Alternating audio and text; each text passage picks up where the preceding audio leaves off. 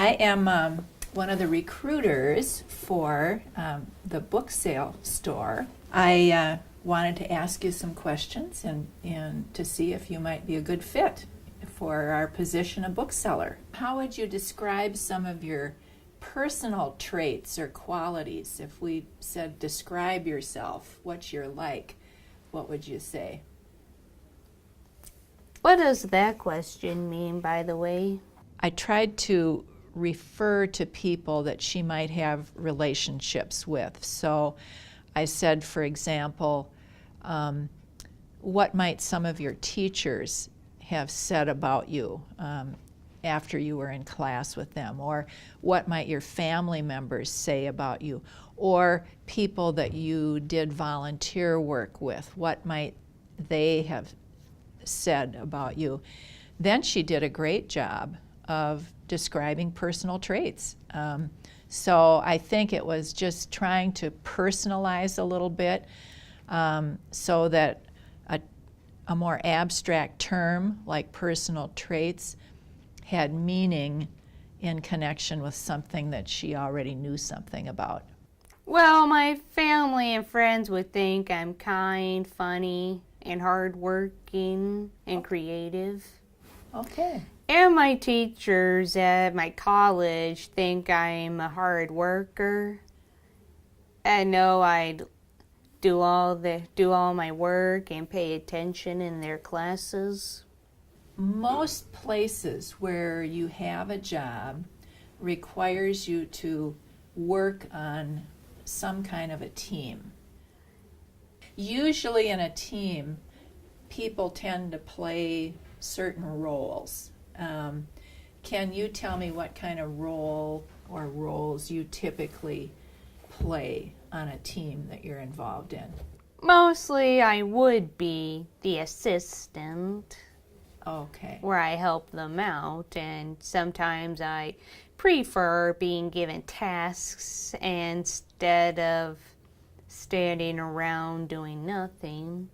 Okay. When I think about if I could have added anything to elicit more, I maybe could have tried to get a specific example. Another way to ask what is your role on a team could be taking one of the examples of some of their past experiences, whether it's volunteer or a job experience, asking specifics about what her duties were within that, and then also what the other duties were of other individuals, and then helping her match that together as far as her role on the team. So rather than giving some titles or having her try to define what those titles in a team are, it's very different interpretation for everybody. I can be a little bit undecisive, but knowing what to do helps me more.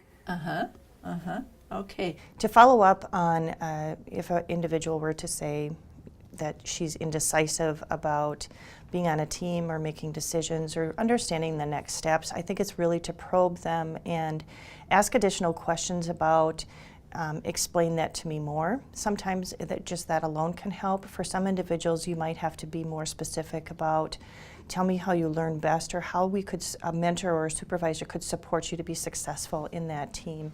What kinds of tools or strategies work best for you? So really just kind of getting them to probe their definition of that and elaborate more, and just simple prompts sometimes can do that. And they say they prefer some experience providing customer service. In any of your volunteer activities, have you done anything that would pick up on some of these duties that are called for? Yes. Was there anything that you did in any of your other youth mission trips where you got to work directly with the people that were receiving your services, like any of the senior citizens or whatever? Yes, we did help the senior citizens in their homes, especially at the Native American reservation. We learned more about them and their cultures. Okay. And help them out. Okay. And did you do any visiting with them or? Yes, while we worked there. Okay.